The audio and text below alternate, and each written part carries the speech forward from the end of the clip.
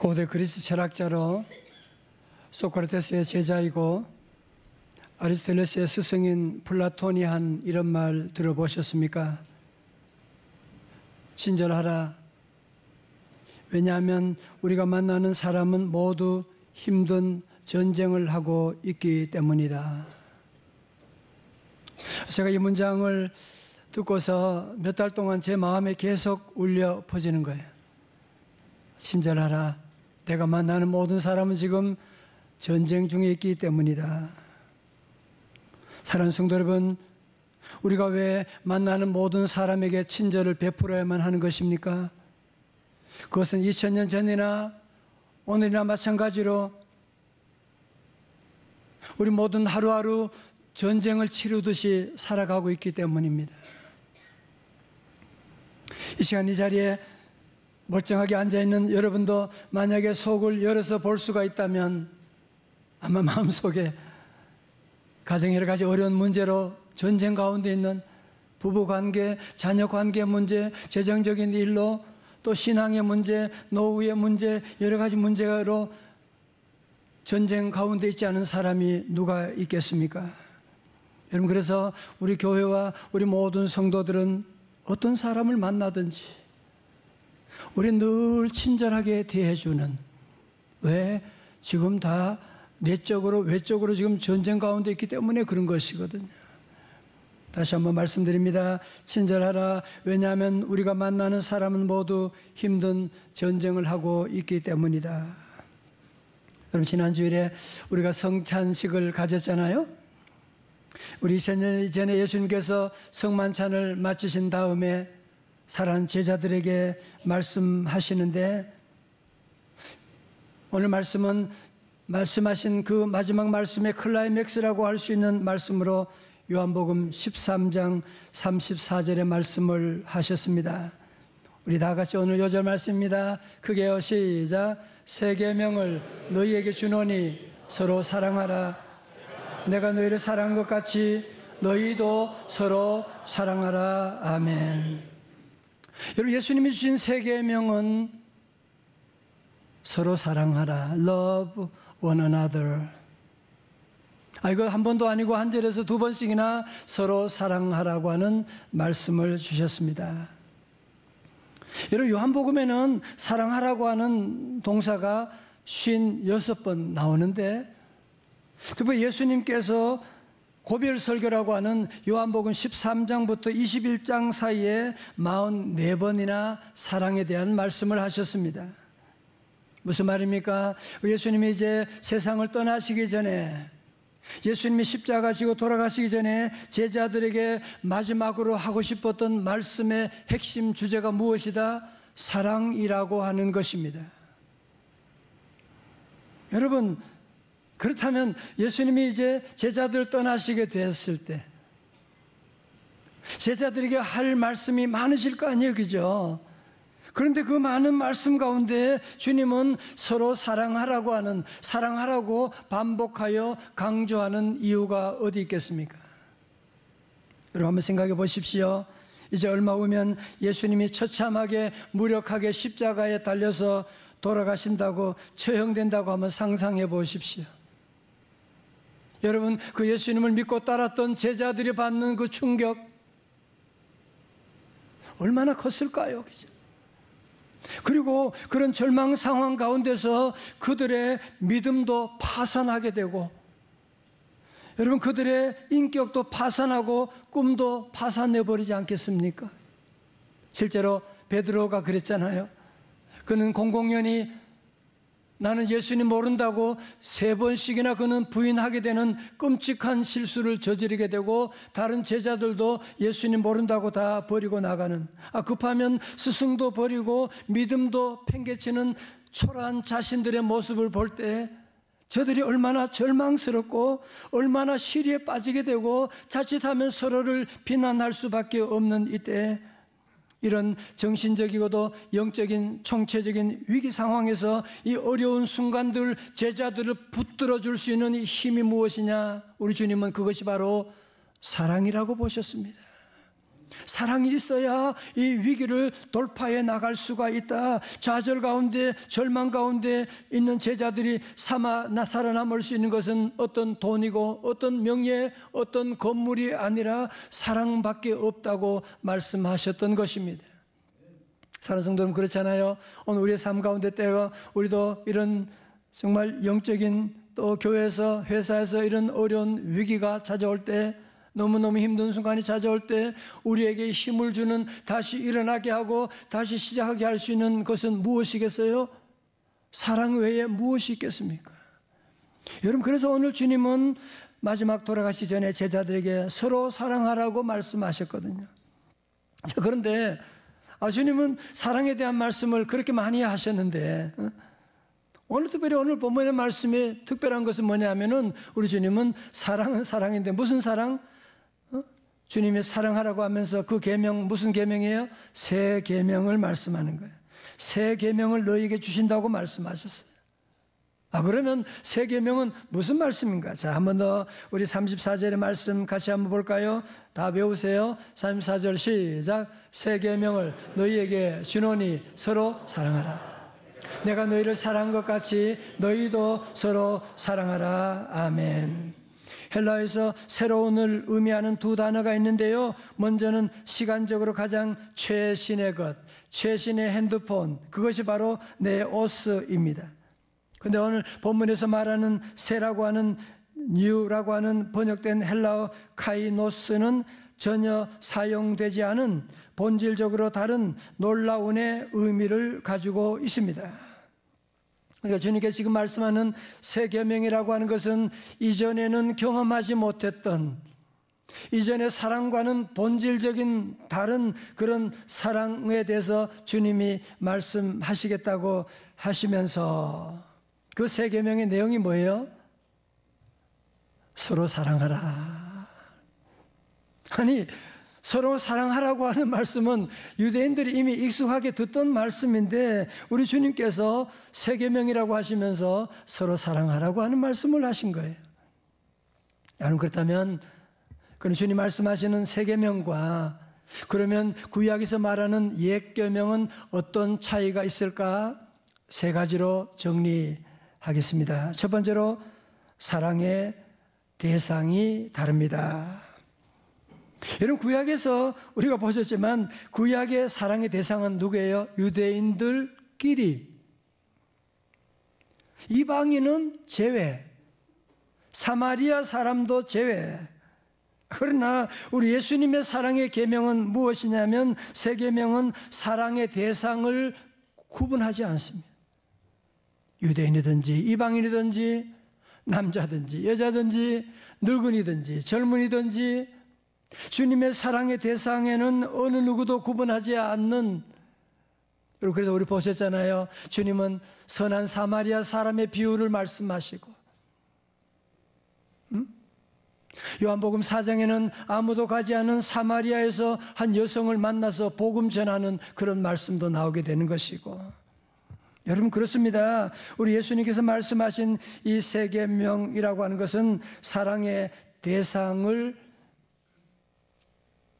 구분하지 않고 모든 사람을 사랑하라고 하는 말씀인데, 자 보세요. 그런데 오늘 주님이 오늘 이 말씀, 서로 사랑하라고 하는 말씀 하셨을 때, 그 말씀은 1차적으로 누구에게? 거기 있는 제자들에게 하신 말씀이에요. 제자들에게 주님께서 인류를 사랑하라, 인류를 구원하라고 말씀하지 않으시고, 3년 동안 서로 동고동락한 우리 제자들, 너희들끼리 먼저 서로 사랑하라고 말씀하신 것입니다. 여러분, 그렇습니다. 오늘 우리에게도 주님께서 사랑을 말씀하실 때 거창한 사랑을 말씀하는 게 아니에요. 서로 사랑하라고 하는 것은 너희 아내를 사랑하라는 거예요. 너희 남편을 사랑하라는 거예요. 아니, 부부간에 왜 그렇게 서로 갈등하고 왜 그래?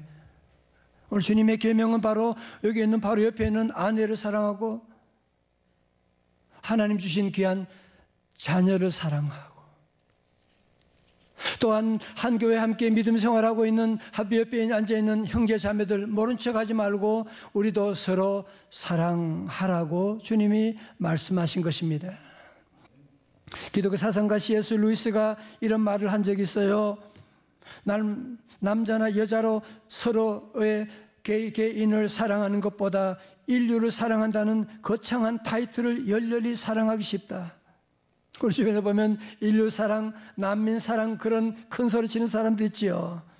그러나 일반적인 면에서 모든 사람을 사랑한다는 것은 아무도 사랑하지 않는 것에 대한 변명일 수가 있다. 여러분 그렇습니다. 예수님이 가르쳐주신 세 계명은 무엇이냐면은 우리의 가까운 형제 자매들 서로 사랑하라. 찬양대 서로 사랑하라.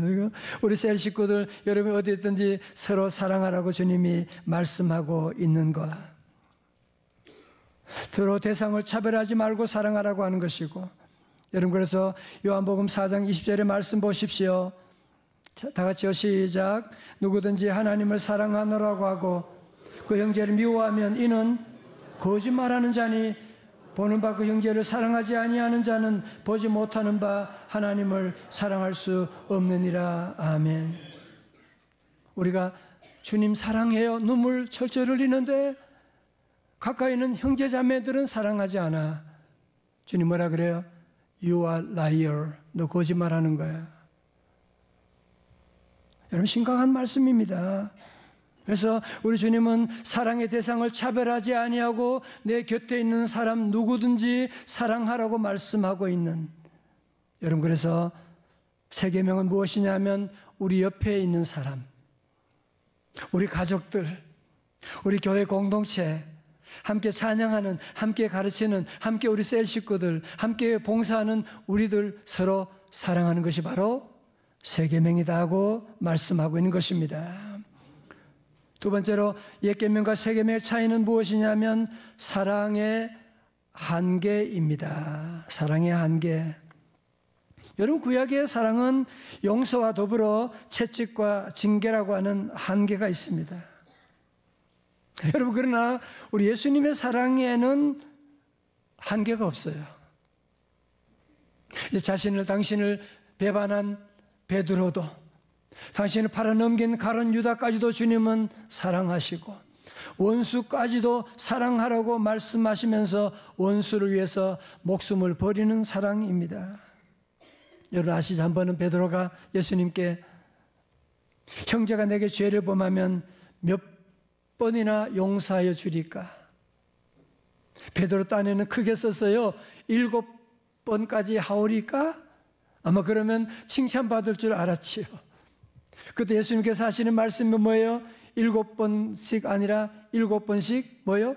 70번까지라도 용서하라. 무슨 말이에요? 사랑에는 뭐가 없다? 한계가 없다는 거예요. 여러분 세 계명에서 말하는 사랑에서는 서로 사랑할 때는 한계가 없는 그런 사랑을 하라고 말씀하고 있거든요. 우리 한국 분들은 그런 얘기 하잖아요. 3-3번이다. 한 번만 3번까지 용서하지 한 번 더 걸리면 용서 없다. 그건 세 계명이 아닙니다.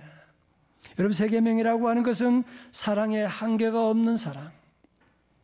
할렐루야. 옛 계명과 새 계명의 세 번째 차이는 무엇이냐면 사랑의 방법입니다. 구약의 사랑의 방법은 뭐예요? 율법과 명령이지요.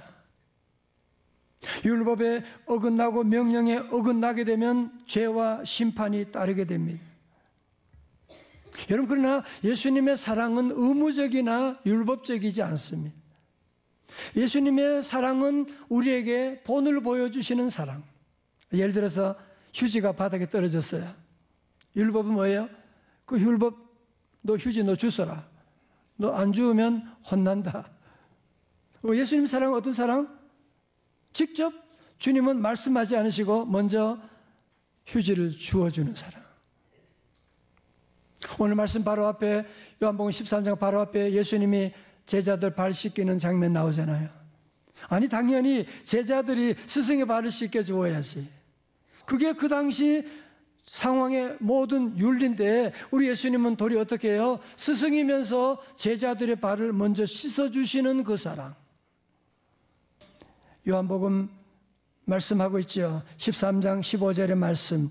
내가 너에게 행한 것 같이 너희도 행하게 하려 뭐요?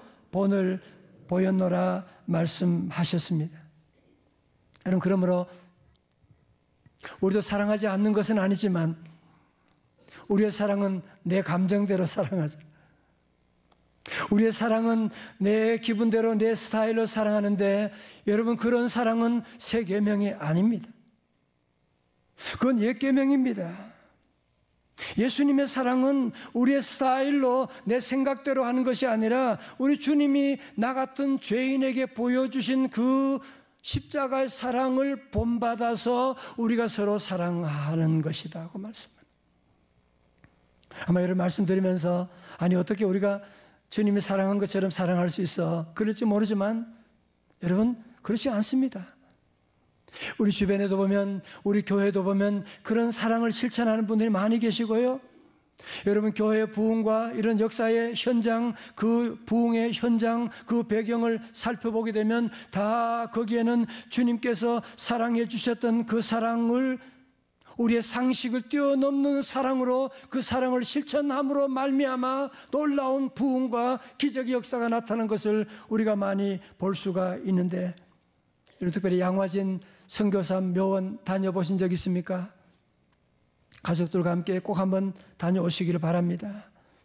양화진 외국인 선교사 묘원에 가보면 선교사님들의 묘비 중에 이런 글귀가 쓰여있는 묘비가 있어요.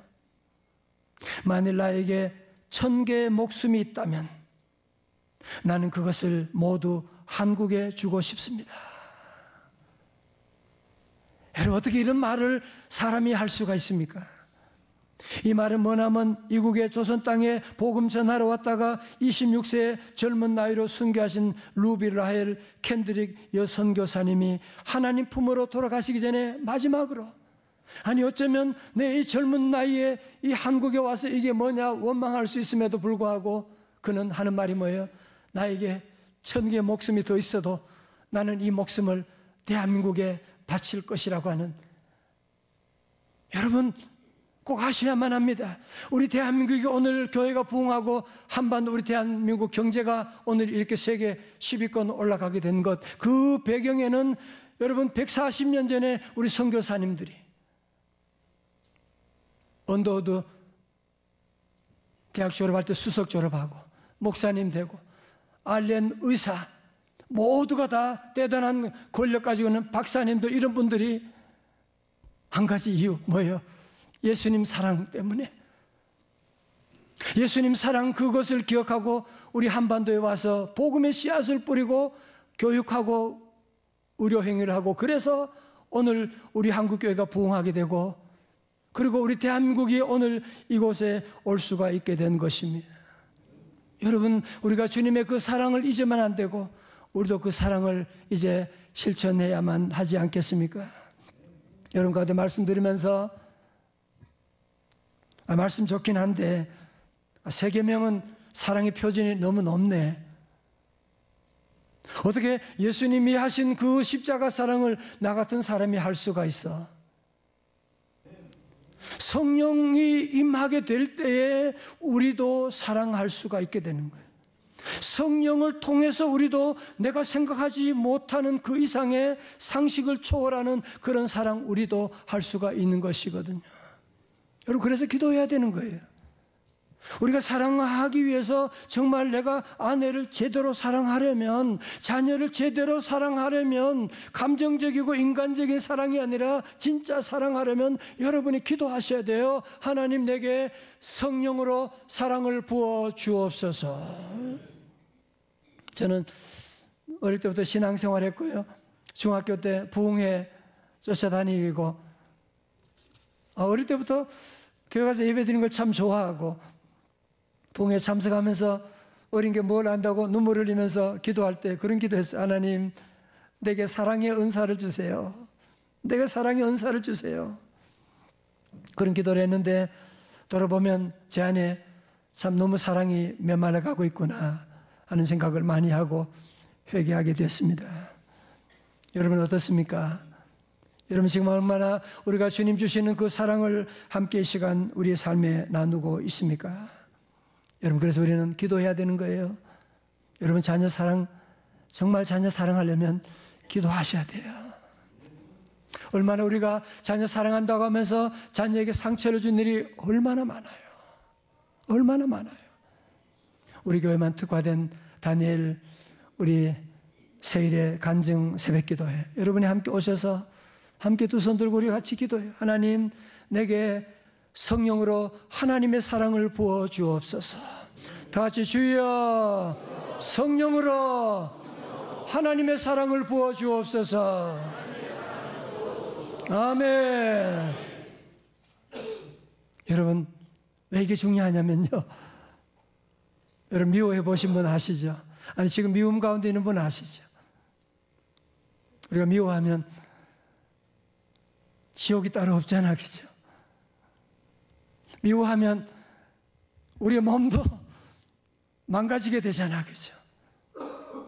그런데 여러분 사랑하게 되면, 하나님의 사랑을 받게 되면 우리 안에 행복의 문이 활짝 열리게 되고, 사랑하면, 사랑을 하면은 예뻐져요. 정말 사랑하면요 얼굴도 예뻐지고요, 사랑할 때 참다운 기쁨이 찾아오게 되는 것이고, 사랑하게 될 때 눈이 열리고 비전이 열리게 되고, 사랑할 때 여러분의 가는 길이 형통하게 되는 놀라운 기적의 역사, 앞날이 환하게 열리게 될 줄로 믿습니다. 끝으로 35절의 말씀입니다. 다 같이요, 시작. 너희가 서로 사랑하면 이로써 모든 사람이 너희가 내 제자인 줄 알리라. 아멘. 가끔 전도하다가 그런 얘기 들을 수 있죠. 예수님은 좋은데 예수쟁이들 별로 안 좋아해. 교회 안 좋아해. 그런 얘기 들을 때가 있습니다. 사실 그런 얘기 들을만 하지요. 왜? 우리는 입으로는 예수 사랑 얘기하면서 사랑하지 못하고 서로 미워하고 싸우고 갈등하고, 그런 교회의 모습들이 신문지상에 방송에 자꾸 나오고 이렇게 되니까 사람들이 당연히 그런 얘기한 것 당연하지 않습니까? 그렇죠. 사랑하는 성도 여러분, 예수님의 제자가 되는 비결은 뭐냐? 제자 훈련하는 데 있는 것이 아니거든. 예수님의 제자가 되는 표식은 무엇이냐 하면 그것은 바로 서로 사랑하는 것이다 말씀하는, 오늘 교회 처음 나와도 제자 훈련 다 못해도 여러분이 서로 사랑할 때에 이로써 너희가 내 제자인 줄 알게 되고, 그렇게 되면 사도행전 2장에 나오는 것처럼 모든 사람들이 주님 알게 되고 주님 보게 되고 주께서 구원받는 자를 날마다 더하게 하시는 놀라운 역사가 우리 교회도 임할 줄로 믿습니다. 사랑하는 성도 여러분, 성탄절은 대림절로부터 시작됩니다. 성탄의 계절은 사랑의 계절입니다. 오늘 말씀 여러분이 다 잊어버려도 괜찮습니다. 그건 한 가지, 예수님의 세 계명은 서로 사랑하라고 하는 것이구나. 그래, 나도 집에 가서 아내 사랑 다시 시작해야지, 남편 사랑 다시 시작해야지, 자녀 사랑 내가 주님의 사랑 받아서 다시 시작해야지. 여러분 이제 우리 모두가 다시 주님의 그 사랑을 기억하고 직장 가서도 너무 따지지 말고 좀 손해보면 어때요? 서로 사랑하라고 하는 이 말씀을 실천해 나가고, 여러분 주변의 모든 사람들 지금 다 전쟁 가운데 있거든요. 큰 아픔 가운데 있거든요. 여러분 그들 한번 주님의 사랑으로 이제는 한번 안아줄 수 없습니까? 오늘 말씀을 다시 복습하면 첫 번째로 예수님의 세 계명 서로 사랑에는 첫 번째, 사랑의 대상 구분하지 않는 거예요. 있는 사람끼리끼리 그런 사랑 아니에요. 두 번째, 사랑에는 뭐가 없어요? 한계가 없는 거예요. 3번 아니에요. 끝까지 사랑하고. 세 번째 뭐래요? 사랑의 방법은 어떻게 하는 거예요? 주님이 사랑하신 것처럼 그래서 우리는 어떻게 해야 된다? 기도해야 되는 거예요. 주여, 오늘도 내게 성령으로 하나님의 사랑을 부어 주옵소서. 여러분, 기도해서 하나님의 사랑 받아야지 정말 제대로 아내도 사랑하고 남편 사랑할 수가 있지. 하나님의 사랑 없으면 우리의 사랑은 다 왜곡되고 이기적인 사랑에 머물 수밖에 없거든요. 우리 모두 다시 한번 오늘 주신 귀한 말씀, 우리의 상황이 어렵고 힘들지만 인천의 그 노부부 성도님들처럼 이번 한 주간 여러분 다시 한번 서로 사랑하라고 이 말씀을 여러분 기억하고 다시 한번 이 사랑을 실천하고 사랑을 나누고 참고 그러므로 말미암아 우리 모든 성도들 말미암아 이번 2025년 성탄절에 메리 크리스마스, 기쁨이 넘치는 성탄절이 될 줄로 믿습니다.